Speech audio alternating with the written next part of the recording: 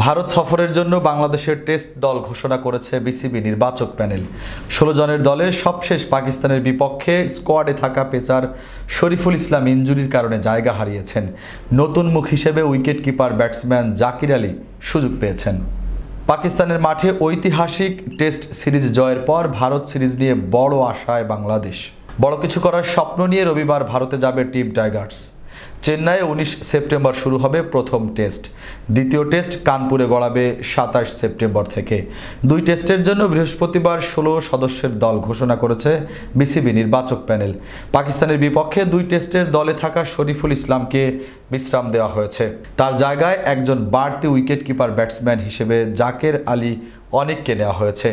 একই সময়ে বাংলাদেশ এ দলের পাকিস্তান সফরে দ্বিতীয় ৪ দিনের ম্যাচে ১২৭ রানের ইনিংস খেলেছিলেন জাকির আলী। ২৬ বছরের এই ডানহাতি ব্যাটসম্যান স্কোয়াডে একমাত্র ক্রিকেটার যিনি টেস্ট অভিষেকের অপেক্ষায় থাকবেন। ২০১৬ সালে প্রথম শ্রেণীর ক্রিকেটে অভিষেকের পর ৪৯ ম্যাচে ৪১-এর উপর গড় নিয়ে তার রান ২,৮৬২। সফরে ভারতের বিপক্ষে ৩টি টি-20 ম্যাচেও লড়বে বাংলাদেশ।